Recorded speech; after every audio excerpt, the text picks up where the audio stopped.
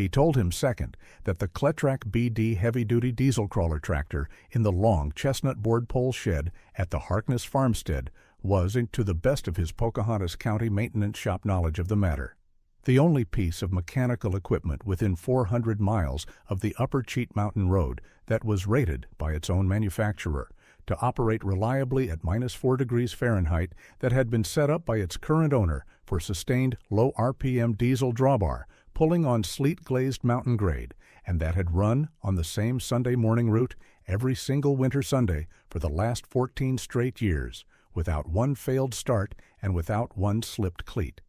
He told him, third, that Daniel Harkness was, to the best of Ray Belcher's knowledge, the only living American civil engineer who had personally rewritten the doctrinal language the Army Corps uses to recover modern equipment from mountain grades, and that on a morning when a stranded Greyhound coach with 41 passengers and a 3-year-old asthmatic was about to lose her diesel heater for the third time, the WVDOH had two clean options.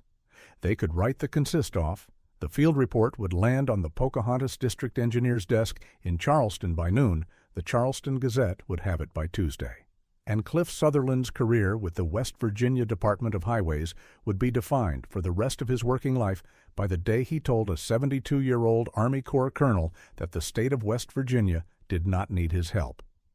Or they could ask Colonel Harkness, with respect, sir, what the West Virginia Department of Highways could do to assist his recovery operation.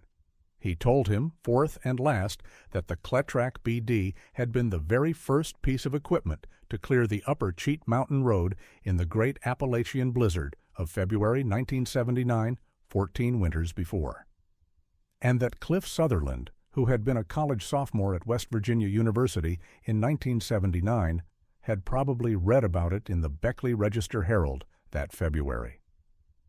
Ray Belcher said, in his quiet Marlinton maintenance shop voice, "Captain Sutherland, with respect, sir, the field operations report is going to read poorly in 20 years if a WVDOH field captain in 1993 tells a 72-year-old Army Corps colonel with a 1936 diesel crawler that the state of West Virginia does not rescue Greyhound passengers with antique equipment, and then a 3-year-old asthmatic dies on the floor of an MC-9 on Cheat Mountain on Sunday afternoon. Sir?" Cliff Sutherland stood in the wind beside the cab of the L9000 for one more long count of 5. Then he set his orange-mittened hand, briefly, on the cold steel of the L9000's plow blade. He walked back to the canvas tent. He stepped inside. He looked at Travis Kibler and at Dan Harkness, standing patient and steady on the canvas floor with his chopper mitts held in his right hand and his musette bag still slung across one shoulder, and he said, clearly enough for every WVDOH crewman inside that tent to hear, "Colonel Harkness, the West Virginia Department of Highways would be deeply obliged for your assistance. Mr. Kibler will radio Charleston at 1000 and amend the field report. Mr. Belcher will travel with you back to your farmstead this morning and serve as chain hand. Whatever you need from this department, sir, you will have until your tractor and the coach are back on this trailhead. Are we clear?" Dan Harkness said, "Yes, Captain Sutherland." He put his chopper mitts back on. He shook Cliff Sutherland's hand. He nodded once to Ray Belcher. He said nothing at all to Travis Kibler. And he walked out of the canvas tent, across the wind-driven sleet of the lower hairpin, the half-mile cross-meadow back to the Harkness farmstead, with Ray Belcher walking beside him in the wind, in the steady storm of the century light, with the warm yellow porch light of the chestnut board farmhouse visible 400 yards ahead through the sleet.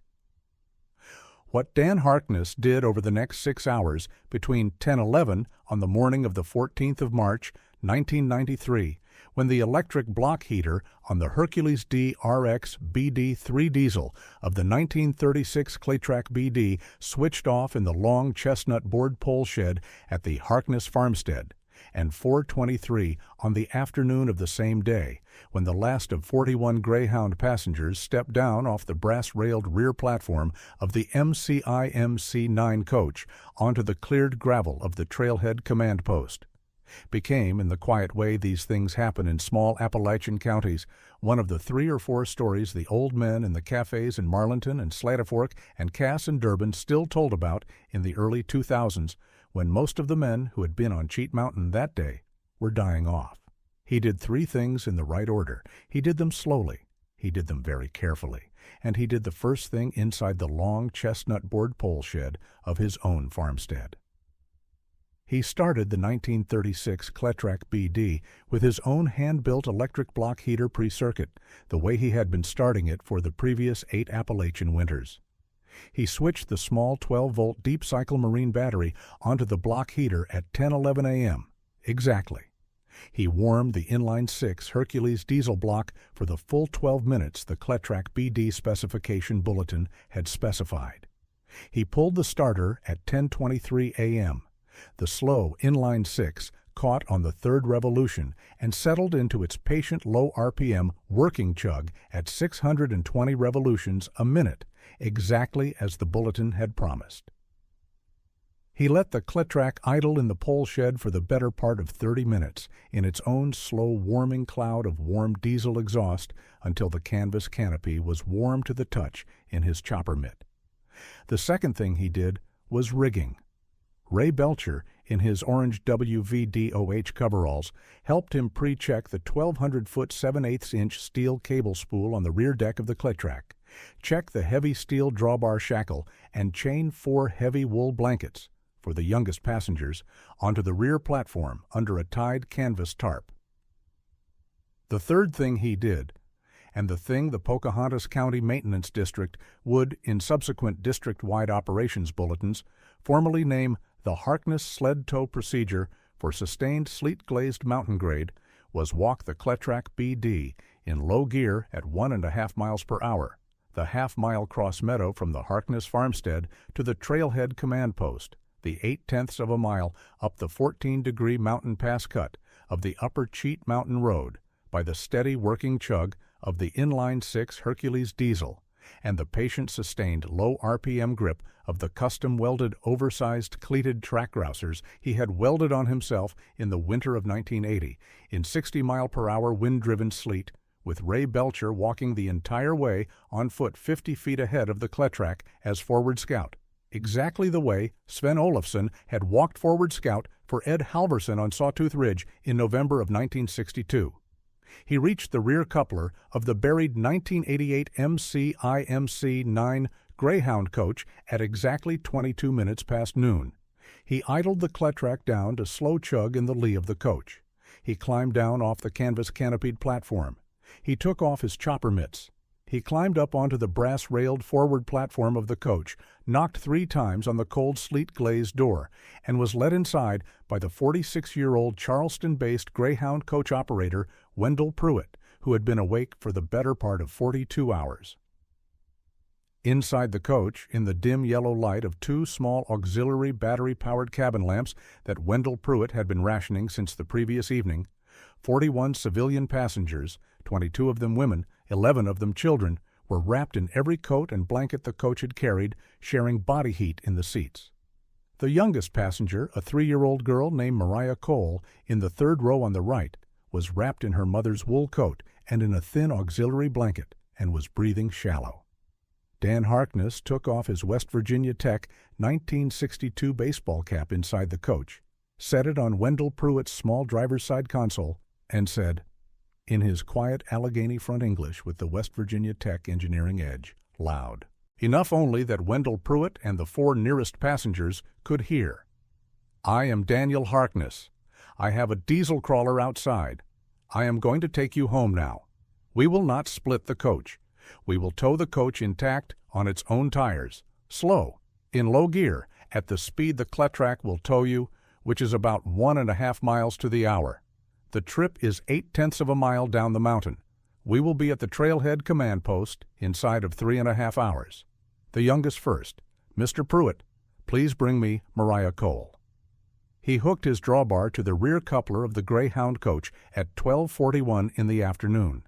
He walked the entire 46,000-pound coach the 0.8 of a mile, back down the mountain at 1.5 miles to the hour through the long, curving 14-degree cut in the wind-driven sleet, with Ray Belcher walking forward scout in the same patient inline-six diesel working chug, with Mariah Cole and her mother wrapped in two of his wife Ruth's wool blankets on the canvas-canopied operator's platform beside him, with Wendell Pruitt at the wheel of the coach behind him, keeping the coach's emergency battery brake on light pressure to control the trailing weight.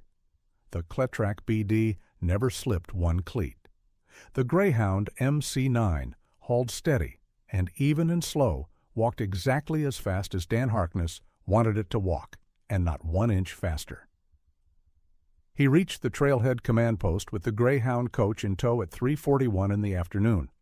The temperature at that hour was 18 Fahrenheit. The wind, which had been forecast to come up to 75 miles per hour by sundown, had, by the small mercy of the only piece of weather that broke right for the West Virginia Department of Highways in any of the previous 50 hours, held at 58 until 5 past 4. Dan Harkness had beaten the wind by 23 minutes. The West Virginia Department of Highways amended the formal field operations report, the document Cliff Sutherland had signed at 9:14 that Sunday morning. On the morning of the 15th of March, 1993, in Cliff Sutherland's own hand, in heavy red fountain pen ink across the bottom half of the original report, in the precise traditional language of WVDOH Field Corrections. The amendment read, "We were wrong. The consist was reached, and the passengers were recovered by Colonel Daniel Harkness, U.S. Army Corps of Engineers, retired, of Pocahontas County, West Virginia, civilian with a 1936 Cletrac BD heavy-duty diesel crawler tractor, between 10:23 a.m. and 4:23 p.m. on March 14, 1993, at a sustained ambient temperature of 18 degrees to 19 degrees Fahrenheit with a 58 to 60 miles per hour west-northwest gale, without loss of life." The procedure used by Colonel Harkness was the Halverson-Harkness procedure for mechanical recovery on mountain grades, wet, snow, and sleet-glazed surface conditions, as written by Colonel Harkness himself for the U.S. Army Corps of Engineers in 1965. C. Sutherland, Field Captain, WVDOH, Pocahontas Maintenance District. The amendment, with the original field operations report still attached, was hand-carried by Cliff Sutherland to the WVDOH District Engineer's office in Charleston the following Tuesday morning. It was read in person by the Pocahontas District Engineer, a 59-year-old man named Howard Lemley, at his desk on the morning of the 17th. By the afternoon of the same day, Howard Lemley had dictated a formal letter on West Virginia Department of Highways letterhead to Daniel Harkness of Upper Cheat Mountain Road, Pocahontas County, that thanked Colonel Harkness on behalf of the West Virginia Department of Highways of every one of the 41 passengers of the stranded 1988 MCIMC 9 Greyhound coach of Greyhound Lines, Inc., and of every WVDOH employee on the Upper Cheat Mountain Road for the rescue of the 14th of March. The letter included a check for $36,000 made out to Colonel Harkness personally, drawn on the West Virginia Department of Highways account at the West Virginia State Treasury, which Howard Lemley described in the letter as an honorable but inadequate civilian recovery fee, the upper figure my office is authorized to issue without Highway Commission approval. Dan Harkness received the letter and the check on the 20th of March. He read the letter twice, at his own oak kitchen oilcloth table in the chestnut board farmhouse, in his Carhartt chore coat, alone. He set the check on the table. He drank half a cup of black coffee. Then he stood up, walked through the back hall, out the kitchen door, across the snow-packed yard, to the long chestnut board pole shed where the Cletrac BD was parked under the same canvas dust cover Ruth had hand-sewn for it in 1972, laid his chopper-mittened right hand briefly on the cold matte oxide orange hood of the diesel crawler, and walked back to the house. He wrote a single-page reply to Howard Lemley that evening at the same oak kitchen table, in pencil, on a single sheet of West Virginia Tech Engineering Program letterhead Ruth had bought him for his 60th birthday in 1980. The reply read, in full, "Mr. Lemley, I have your letter and your check. The Cletrac and I did the work. The Halverson-Harkness procedure did the work. We are obliged you would offer the fee. I do not require it. I would ask, sir, with respect, that the $36,000 be placed in a West Virginia Department of Highways scholarship account at the West Virginia Institute of Technology in Montgomery, to be awarded by the Institute at $3,600 a year for the next 10 years to one Pocahontas County, Greenbrier County, or Randolph County Hill Country, farm boy or farm girl going to WV Tech in civil engineering. The first one I will pick myself. 9 the Institute will pick. Their last names should not be Harkness. I would ask, further, that the scholarship be named, against my own preference, but in deference to the Army Corps of Engineers, the Halverson-Harkness Mountain Engineering Scholarship, and that no portion of the fee or the scholarship be made public during my lifetime. Yours sincerely, Daniel Harkness, Colonel, U.S. Army Corps of Engineers, retired, Pocahontas County, West Virginia. Howard Lemley received the letter on the 23rd of March. He read it twice. He sent a single Western Union telegram to Daniel Harkness the same afternoon. The telegram read, "In full, Colonel Harkness, will be done, exactly as you have written it. H. Lemley, District Engineer, WV, DOH." The Halverson-Harkness Mountain Engineering Scholarship was established at the West Virginia Institute of Technology in Montgomery in the autumn of 1993. The first scholarship was awarded in the spring of 1994 to a 19-year-old Pocahontas County Hill Country farm boy from Slaty Fork named Caleb Cole. The older brother of Mariah Cole, the 3-year-old asthmatic Dan Harkness had brought down off Cheat Mountain on his canvas-canopied operator's platform on the afternoon of March 14, 1993. Caleb Cole did not, on the day of the scholarship award, know any of that. He would learn it from Mariah on her 21st birthday in 2011. He graduated WV Tech in civil engineering in 1998 and went to work for the West Virginia Department of Highways. He would, by 2023, be the district engineer of the Pocahontas County Maintenance District. He would, in the spring of 2024, fund the perpetual endowment of the Halverson-Harkness Mountain Engineering Scholarship out of his own savings, by which time the scholarship had run continuously for 30 years and had supported 30 Appalachian Front Hill Country children through the West Virginia Institute of Technology Civil Engineering program, of whom 21 had returned to West Virginia to work. Dan Harkness lived another 16 years. He died on the 4th of January 2009, 88 years old, of a quiet heart attack on the canvas-canopied operator's platform of the 1936 Cletrac BD in his own long chestnut board pole shed in the morning oil change run, in low gear, in the yard, of all things, with both his weathered chopper-mittened hands still on the steering clutches and his West Virginia Tech 1962 cap still on his head. He was buried beside Ruth in the small Methodist cemetery on the back road north of Cass, West Virginia, in a service that drew Brigadier General James Whitlock III, USA CE, the grandson of the original Brigadier General James Whitlock of Sawtooth Ridge, by then a serving USA CE Division Commander, out of Portland, the surviving WVDOH crew of Cheat Mountain. Cliff Sutherland, now 57, by then the WVDOH State Highway Commissioner. Ray Belcher, retired, 74. Travis Kibler, now 48, by then a district engineer in Charleston.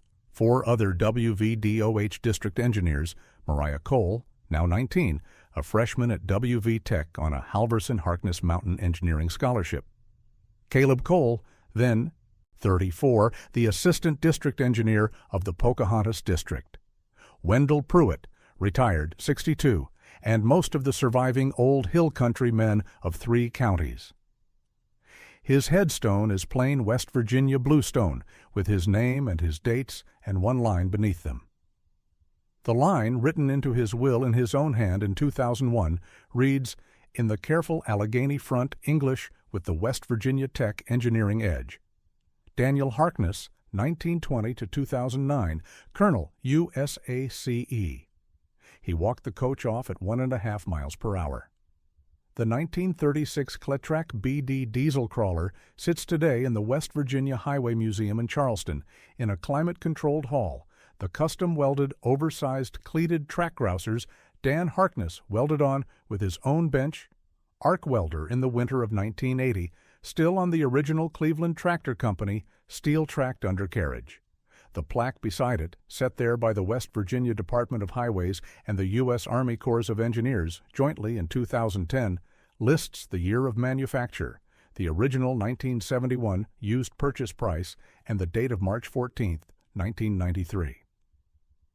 The fifth line of the plaque, in slightly larger type than the rest, reads, "Walked an MC-9 with 41 passengers off Cheat Mountain Road at 18 degrees Fahrenheit when modern equipment could not." And on the floor of the museum hall beside the Cletrac, set in a small protected display case under non-reflective glass, is a single document on heavy buff West Virginia Department of Highways letterhead signed by Cliff Sutherland at the bottom in his own hand, dated the 15th of March, 1993. It is the formal WVDOH Field Operations Report.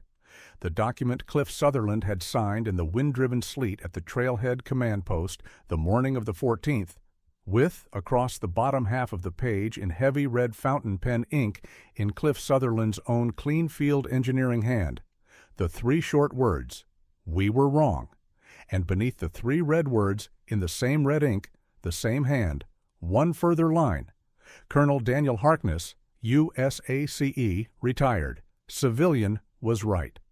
C. Sutherland, Field Captain, WVDOH, Pocahontas Maintenance District. If this story stayed with you, there are more like it on this channel: forgotten machines, quiet people, and the work they did. Subscribe, and we'll tell you the next one.